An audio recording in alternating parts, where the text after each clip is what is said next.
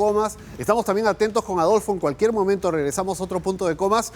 Pero lo más importante, Alicia, hablar con quienes saben de este tema y nos pueden alertar a todos. Así es, por eso queremos conversar aquí en los estudios con el ingeniero Miguel Estrada. Él es investigador de la UNI y además presidente del capítulo de Ingeniería Civil del Colegio de Ingenieros, que está con nosotros esta mañana para dar esta mirada técnica y algunas recomendaciones que quizás en este momento, ingeniero Estrada, ¿cómo está usted? Muy buenos días y bienvenido a Latina Noticias. Muchas familias necesitan, porque ven su casa, que pues como le hemos estado relatando, muchos años se ha construido bajo la manera empírica y ahora que las ven así, ¿no? Dirán, estoy en riesgo, ¿qué hago? ¿Puedo reforzar mi casa o no? ¿O es que esto ya es un material perdido? A ver, ingeniero, si vemos estas imágenes en vivo, ¿no? ¿Dónde usted puede encontrar las irregularidades o los peligros de una construcción así? Muy bien, muy buenos días. Buenos días, ingeniero. Bueno, primero lamentar la pérdida de vida del día de ayer, Sin duda, ¿no? Que realmente con un sismo de 6.1 grados no debió haber ocurrido. Eso es un sismo realmente relativamente pequeño. Muy bien, habíamos escuchado en las imágenes anteriores que una señora había pedido un préstamo al banco para construir esa vivienda. lo acaba de decir, que está hipotecado, dice. Así es. Y casi pierde su vivienda con un sismo de 6.1 grados. Entonces, ahí tenemos el problema de la informalidad. Ahora, ¿quién es la institución que es la que supervisa el crecimiento de una ciudad? Realmente es la municipalidad local. Entonces, lo primero que hay que hacer es esta verificación o no permitir la construcción de manera empírica de estas edificaciones. El problema es que tenemos ya muchas edificaciones, más del 70% de edificaciones destinadas a vivienda acá en el Perú son informales. ¿70%? Sí, así es. Ahora, no estamos diciendo que el 70% va a colapsar en caso de un sismo, ¿no? Pero sí muchas de ellas. Entonces, existen los procesos de reforzamiento. Ahora, no todo tampoco se puede reforzar. Por ejemplo, en este caso hemos visto estos muros perimetrales y muchos de ellos están mal construidos. Lo que estamos viendo, ingeniero, perdón. Porque han hecho mal uso del material. El ladrillo tubular o el ladrillo pandereta solamente se debe usar para división de muros interiores, no para muros exteriores. Por eso es que en las imágenes que hemos estado viendo del sismo, muchas paredes o muros superiores como este, por ejemplo, Parapetos. se venían abajo, ¿no es cierto? Es. Era la parte superior de las viviendas de los edificios. Hemos visto balconcitos, como una especie de altillos que también han caído. ¿Por qué? Porque no utilizan el material adecuado, no están sujetos adecuadamente. Así es. O sea, esos muros esas unidades de albañilería, esos ladrillos, están diseñados para, como su nombre lo dice, no son tubulares para reducir el peso de la estructura. Y No, pues tienen huecos, para Así es. que nos entendamos todos. Así es. Es para interiores, para interiores. separar cuartos. Así es, para separar ambientes como muros divisorios, no para muros exteriores. Para esos muros se utiliza otro tipo de ladrillo. Así es. Nosotros tenemos un reglamento nacional de edificaciones muy bueno y específicamente en este caso hay una norma de diseño sismo resistente que es muy buena, es una de las mejores acá en Latinoamérica. El problema es que lamentablemente las personas no siguen estas normas. Entonces ahí tenemos el problema de la fiscalización. Claro. Ahora, había mencionado esta señora que había hecho un préstamo al banco. ¿Saben qué? Las estadísticas dicen, y esto es cierto, que una vivienda progresiva, una vivienda que se va construyendo por partes, al final termina siendo más cara que una vivienda formal. Número uno. Y número dos, lo que acabamos de ver, son viviendas altamente vulnerables. Entonces, que necesitan una evaluación técnica adecuada para hacer un proceso de reforzamiento. ¿Se puede reforzar? Sí se puede reforzar. Pero como digo, en algunos casos las viviendas son tan vulnerables que ya el reforzamiento costaría extremadamente, sería muy alto. El reforzamiento va a hacer que esa vivienda que yo con tanto sacrificio fui construyendo, con el reforzamiento me va a resultar siendo más oneroso que si hubiera construido todo como se debía desde un primer momento. Pero usted ha dicho algo muy importante. Son las municipalidades las que tienen que fiscalizar. Y aquí hacemos un pequeño corte porque para muchas de las personas que nos están viendo, cuando levantan un segundo piso, están construyendo su casita, llega la municipalidad y te fastidia, por no decir otra palabra, ¿no? Te fastidia y te fastidia y te fastidia. Lo haces, ok, cumples, tu casita está bien. Pero vemos que hay otros puntos donde ni se aparecen o reciben por lo bajo y no hacen nada. Y tenemos esta situación. Y yo le pedía a nuestra cámara que también vea lo de las columnas, ingeniero. Porque ya esa columna me parece rara. Usted ya aclaró con el tema del muro también. Y lo que nos están preguntando las personas que nos escriben a través de las redes es el tema de los cimientos. A ver si nos puede ilustrar sobre ese tema. Muy bien. Algo muy importante que nosotros los ingenieros civiles hacemos antes de dentro de los procesos de un diseño de un proyecto, es el tipo de suelo. El tipo de suelo es muy importante porque los diferentes tipos de suelos se comportan de diferente manera ante un evento sísmico. Por ejemplo, el lomo de Corvina en Villa El Salvador. Eso realmente es una duna. Es arenoso. Arena. Así es una duna que se ha formado pues por miles de años, ¿no? Entonces, ¿qué pasa cuando a una arena le cae agua o le introducimos agua? Toda su capacidad de soporte la pierde y todo lo que está encima se hunde. Es lo que pasó, por ejemplo, en el año 2007 y tenemos la evidencia acá en Perú, en el sismo de Pisco, en el centro poblado Tambo de Mora, donde el suelo era bastante blando, era arena, teníamos un nivel freático alto, es decir, el nivel de agua subterránea era relativamente superficial. Recuerdo que excavaban y encontraban agua. Así es, entonces cuando viene el sismo, pasó el proceso de licuación. ¿Qué cosa es licuar? Licuar es pasar de sólido a líquido.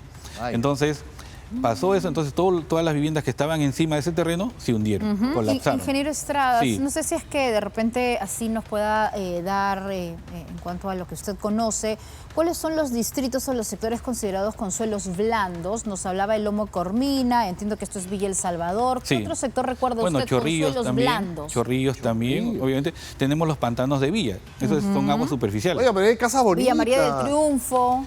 En Villa María del Triunfo el problema ahí son que la ocupación está en las laderas y ese es otro problema. Otro problema. Ok, Media vivienda está en terreno natural y media vivienda está sobre relleno. Vamos a hablar de laderas, pero también quisiera ir a Ventanilla también, es un suelo Así es. bastante arenoso. Y también en el centro de La Molina, por la laguna, ahí también son suelos bastante blandos. De hecho, cada vez que ocurre un sismo relativamente grande, algunas edificaciones de la Universidad Nacional Agraria se dañan. Es por el tipo de suelo. Ok. Estos suelos blandos amplifican Ahora, las ondas de sismo. quisiera Solo, preguntarle, permíteme, sí. solo para redondear lo que acaba de comentar el ingeniero. Entonces, cuando voy a construir una casa, un edificio, un condominio, hay gente que invierte, Tengo que saber, claro. hay que buscar un ingeniero para que nos diga exactamente cómo debe ser el cimiento de acuerdo al suelo. Correcto, suelo. así es. O sea, la cimentación... El maestrito de obra, que se la sabe todas, que tiene 50 años haciendo muros, él no va a saber, por más buena gente que sea. Y sobre todo que le damos un plano, tal vez no sepa cómo leer un plano. Entonces ahí viene ya el otro proceso, ¿no? Un proceso de capacitación. Realmente, en el sector construcción hay 1.4 millones de personas que están involucradas en el sector construcción, pero menos de, creo que 400.000 personas nada más están registradas en el Ministerio de Trabajo como trabajadores de construcción civil. Están Entonces, capacitados. Como que- trabajadores, pero no como pues el que genere No, pero- y hace toda la infraestructura de una casa. Ya, lo que pasa es que para inscribirse en el Ministerio de Trabajo uno tiene que tener un certificado de competencia laboral. Entonces, eso ya siquiera es digamos, un respaldo de que este albañil, esta persona técnica en construcción civil ha recibido algún tipo de capacitación. Entonces, el trabajo está allí, ¿no? En capacitar a las personas que participan los fines de semana, de repente participan en estas actividades de autoconstrucción. Ahora, Alicia estaba hablando de zonas vulnerables y creo que es también importante. Estoy leyendo también parte del Bueno, chat se en escriben, vivo, claro, de lo se que nos escribe la gente que comentan nos ve. muchas personas sobre el tema. Y dice, entonces tengo que construir de acuerdo al tipo de suelo. La construcción es distinta, me imagino, de acuerdo al Así tipo de es. suelo. Es lo primero que debo saber, entonces, de mi terreno, ¿no? Definitivamente. A ver, Y los materiales, como vamos vimos en el a tema de un ladrillo. poco de docencia. Claro, por supuesto. A ver, para que exista riesgo, necesitamos 3 componentes. La amenaza, cualquiera que ésta sea, puede ser natural o antrópica, ¿no? Por ejemplo, lo que pasó en la pandemia, ¿eso fue natural o antrópico? Nadie sabe. Todavía sí, o sea, antrópico quiere decir que fue producido por el hombre. Claro. Así es. Muy bien. Acá tenemos una amenaza natural. El sismo o la inundación o los deslizamientos o las grandes lluvias. Esa es la amenaza, por un lado. Por otro lado, tenemos la exposición. Es decir, las personas y las infraestructuras, cuán cerca están a ser afectados por este fenómeno natural. Perfecto. Y el tercer componente es la vulnerabilidad. Es decir, cuán frágiles son a ser afectados por este fenómeno. Entonces, si tenemos esos 3 componentes, se llama, lo que vamos a decir, se llaman riesgo. Ese es lo que hay que calcular, el riesgo. Entonces, por ejemplo, frente a las costas de Lima, hay una amenaza muy latente, que es el sismo. Pero ¿qué pasa si mi casa, la edificación donde estoy, está bien construida? ¿Cuál es el riesgo de estar ahí? Ninguno, a pesar de que tenemos una amenaza muy cerca. Muy bien, pero ¿qué tenemos? Amenaza cerca, viviendas vulnerables, ¿no? Viviendas que están cerca de esta zona de sismo y encima son vulnerables, tenemos un alto riesgo. Entonces Claro, lo que hay como que hacer me gano es... todos los boletos de la lotería, ¿no? Algo así. Entonces lo que hay que hacer dos cosas. Primero, ¿cómo evitamos todo esto, no? Primero, no generar más riesgo. Muy bien, ¿cómo no generamos más riesgo? ¿Podemos evitar que no hayan sismos? No, eso no se puede. Eso es natural. Imposible, claro, es ¿No es natural. cierto? Pero buscar ayuda especializada. Así es. Entonces, me alejo de la zona de sismo. No, pero yo quiero vivir acá en Lima. Entonces, estoy altamente expuesto. Entonces, lo que me queda es reducir esa vulnerabilidad. Claro, ¿Y cómo buscar la buena asesoría. Así es. ¿Y cómo reducimos esa vulnerabilidad? Buscando una asesoría profesional. Así es. Ahora, ingeniero Estrada, nosotros cuando transitamos por la Gran Lima, nos damos cuenta, solamente basta mirar a los costados mientras vamos en el transporte público, en la línea 1 del metro, por ejemplo, y vemos que muchas de las viviendas de Lima están así, ¿es cierto? Ladrillo sobre ladrillo, por allí algunas columnas. Hay esquinas que se unen solamente entre ladrillos y ni siquiera hay una columna en las esquinas. Entonces, así realmente de desordenada y empírica ha crecido Lima. Si nos vamos ahora a las zonas de los cerros, de asentamientos humanos, ¿qué vemos? Pues que el cerro lo van como que talando por andenes, ¿no? Y colocan estas pircas o muros de piedra, una sobre la otra, sin ningún tipo de pegamento entre ellas, por decirlo de una manera más sencilla, y allí asientan casitas. Entonces, y a veces llega más platita a la familia y de pronto de ser una casita de un piso termina siendo de 2 o 3. ¿Cómo se construyen estas laderas cuando además sabemos que muchas veces es una invasión que de estudio de suelo no han hecho nada? Precisamente vamos a este lugar, quisiéramos que usted vea la información en vivo que nos tiene Adolfo Bolívar y luego comentamos desde el ámbito técnico qué se puede hacer en esta zona. ¿Le parece? Muy bien. Vamos entonces, Adolfo, información en vivo, cuéntanos por favor. ¿Cómo están, compañeros? Sí, acá en Comas la situación ha sido y es más complicada de lo que se piensa. Estamos en el asentamiento humano Sol Naciente, que colinda con el asentamiento humano Tupac Amaru, que es donde empezamos el enlace. Yo estoy con la señora Olga, que hasta ahora está aterrada por lo que vivió ayer. Y no solamente por eso, sino porque toda esta pirca, las rocas, se le han venido sobre su casa. Acá estamos viendo las piedras que están sobre la escalera, ojo, sobre la escalera. Y se ve un detalle muy claro y muy marcado. ¿Ven el muro donde estoy señalando? Es un muro de construcción construido por los propios vecinos, muy pequeño. Ahí las rocas, las piedras, no se movieron. Cumplió su cometido el muro de contención. Pero lo que sigue es pirca. Ya no la ven porque las rocas están abajo. Y esto es lo que ha quedado de la pirca. Clarísimo, la pirca se vino abajo con las rocas, el muro de contención aguantó. Es por eso que estos vecinos de este asentamiento humano que están arriba, acá en sus casas, claro, aterrados porque esas casas se pueden venir abajo en cualquier momento. Mira, Adolfo. una de 3 Como lo que pisos le ahí. pasó a la vecina, sí, complicadísimo, Alicia. Adolfo, estamos viendo precisamente esta Sí. casa de 3 pisos de ladrillo, cemento, con sus lunas y con una base, como tú nos has mostrado, muy endeble, que además puede ceder.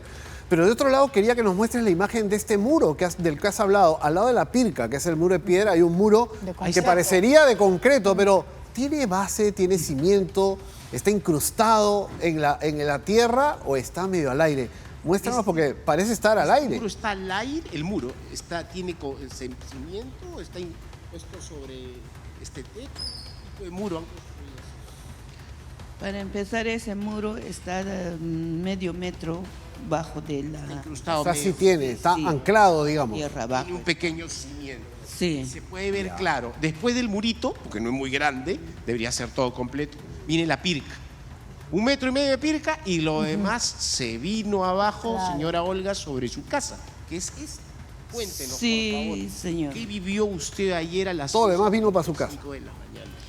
Bueno, para empezar fue desesperante porque mayormente nosotros pensábamos en los muros, en las casas que ya se están cayendo ya. Cuando Porque empieza el sismo, ¿usted qué pensó? ¿Qué sintió? yo la verdad me sentí muy desesperado pensando que las casas se van a caer, los muros. Y así como lo pensé, que todo el muro se vació.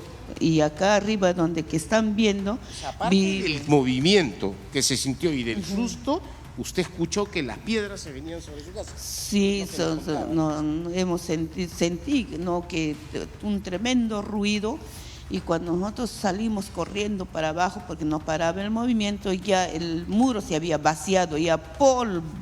Sobre esta parte. ¿Qué queda acá adentro donde se le han metido las piedras?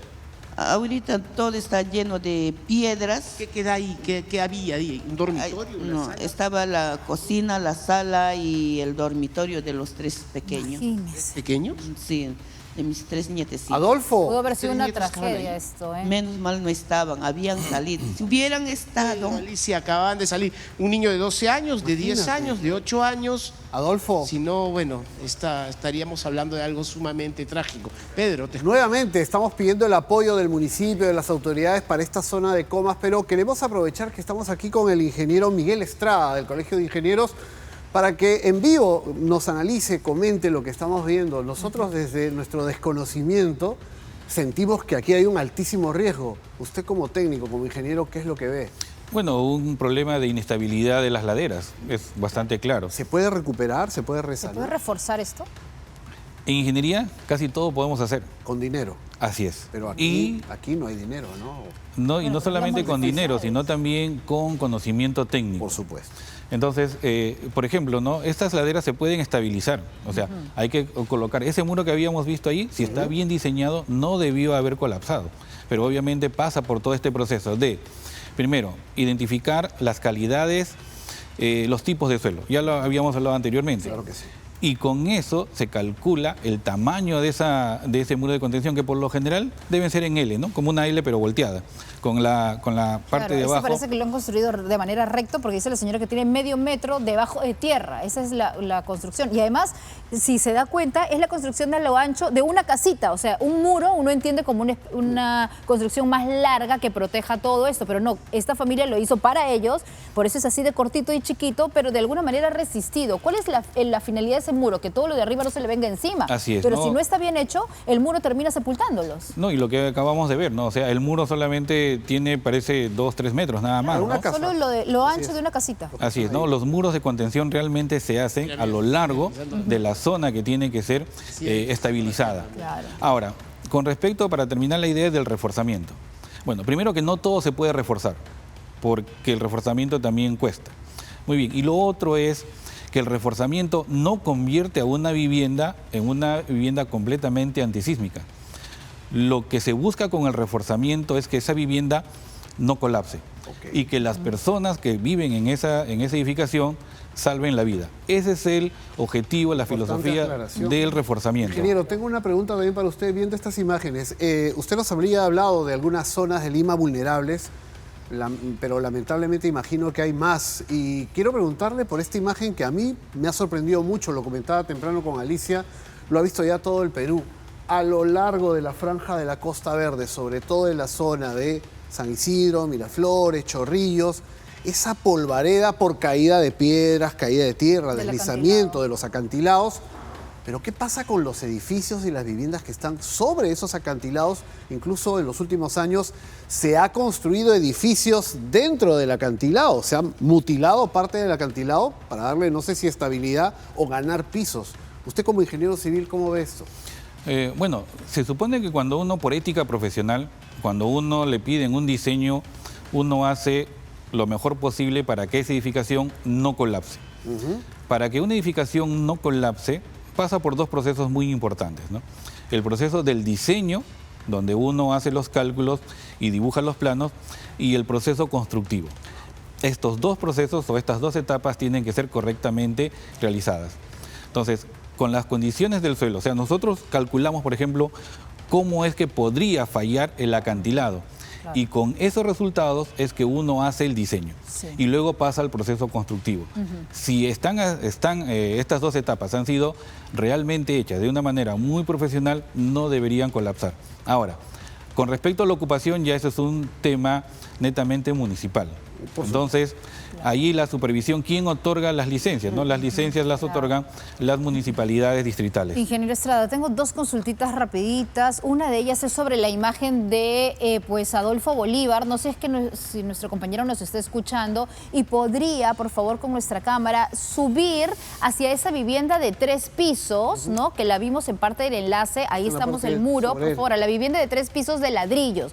Porque yo a simple vista no le veo ningún tipo de refuerzo o de columnas. Esa, por favor, hazle un acercamiento y quiero que usted, ingeniero Estrada, nos muestre, nos diga si es que esta casa realmente es segura. Tiene altillo, miren. Tiene un volado, mira. Claro, tiene como una especie de volado, exactamente, volado de ¿no? medio metro. La estructura o la parte inicial de la casa es de una dimensión, pero de pronto a partir del segundo piso tiene este volado y empieza a crecer mucho más grande. ¿Dónde está la columna? ¿Qué ve usted allí, ingeniero Y Estrada? está rajada, ojo, creo que Adolfo está enseñando. Bueno, que está primero que eso, estamos viendo que ese muro perimetral, el del primer piso, por ejemplo, es un muro macizo o de 18 huecos, que es correctamente usado. Ok. Pero el segundo piso, y esa es la, digamos, la... Acá empieza el problema. Acá empieza, dicen, vamos a construir, señora, vamos a construir su casa y para que pese menos vamos a utilizar el ladrillo pandereta. ¿No? Es el ladrillo tubular que estamos viendo allí. El que usted ya nos ha dicho que para los exteriores no Ahí es. se ven los huecos, perdóname, ¿no? Están Por eso los que, huequitos, claro. Definitivamente, ese tipo de unidad de albañilería, ese ladrillo, ese tipo de ladrillo, no debe ser usado. Número 1. Número 2.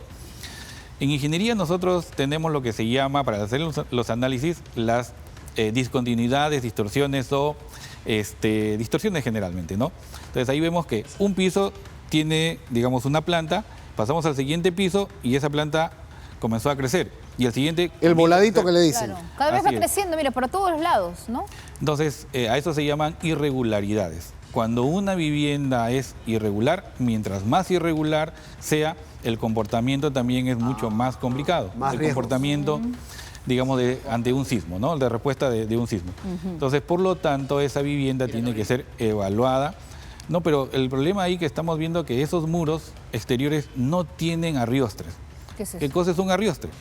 O sea, a ver, cuando uno construye una vivienda de este tipo de albañilería, tiene un proceso, un orden de construirse. Ya. A ver, primero se construyen los muros, las paredes, y se deja la armadura para que venga la columna. Se construye el otro muro. Entonces, por ejemplo, no una esquina. Construimos el muro de un lado, construimos el muro del otro lado. Ya. Y el sistema de arrastre, ¿cuál es? Esa columna luego se llena y amarra los dos, Claro. amarra a las dos, Que se a ve las al dos final, paredes. que es el llenado Así de es. columnas, Lo ¿no? que estamos viendo parece allí en esta edificación, Al en esta revés. esquina, pero el segundo piso no está así. Entonces, ahí está Ahí el hay problema. riesgo, entonces. Bien, a ver, ingeniero Estrada, dos consultitas que tenemos rapidito aquí en nuestro chat en vivo, en nuestro canal de YouTube. Usted ha dicho que La Molina es una zona de suelo inestable, Alrededor pero de una una. buena construcción, ¿no? Con buena inversión, ¿igual esa casa puede caer? No, Acá. habíamos dicho que nosotros tenemos una norma de diseño sismo resistente muy buena. Solo se ve rajado el... O sea, si hay buenos cimientos, así sea un suelo inestable, un suelo débil, sí puede resistirse. Suelo blando, ¿no? Un suelo blando que amplifica las ondas Si sísmicas. se hace como la ingeniería establece que se tenga que Claro, por ejemplo, el nivel de cimentación, el tamaño de los cimientos y los elementos estructurales que son principalmente las vigas, las columnas, los techos también. Si todo eso está no solamente bien diseñado, sino también bien construido, no debería haber ningún problema. Una más de la del estribo. Sergio Goicochea nos dice, El volado. ingenieros, bajen sus precios para el pueblo, dice. ¿Tanto así? Un poco de Sí, conciencia. Así puede ser. dice, un poco de conciencia. ¿Es muy caro contratar a un ingeniero para que me asesore en mi casa? O quizás de repente no es tan caro y uno piensa que es excesivo el costo y por eso prefiero ir al maestrito del barrio. A ver, bueno, las estadísticas dicen, no sé si lo mencioné, Está tambaleando, cuidado, ingeniero, está tambaleando. No. Claro, en el colegio de ingenieros hay un costo social. las pues. estadísticas dicen, ¿no?, que construir una vivienda de manera progresiva e informal, al final tiene dos consecuencias graves. Primero, que sale más caro, ¿Por qué sale más caro? Porque ir comprando los materiales poco a poco... Pero mucha gente no puede comprar, no puede construir de un solo tirón. Lo entiendo. Pero acá viene la solución. A ver, Ya. ¿cuál es la solución? Ya, y el segundo problema es que esa vivienda es altamente vulnerable. Entonces necesitamos una vivienda segura. Muy bien. ¿Cuál es la solución? Los programas de vivienda, los programas de vivienda social. Entonces, y esto tiene que, o sea, es todo un conjunto, no solamente es la parte técnica, es la parte económica. Y estamos viendo, este es un problema, no es técnico, no es, bueno, es técnico, sí. Es social y económico. político. Y así es, tiene 4 componentes, técnico, económico, social y político. Que haya autoridad que decida, el gobierno decida impulsar la vivienda social, como usted ha dicho.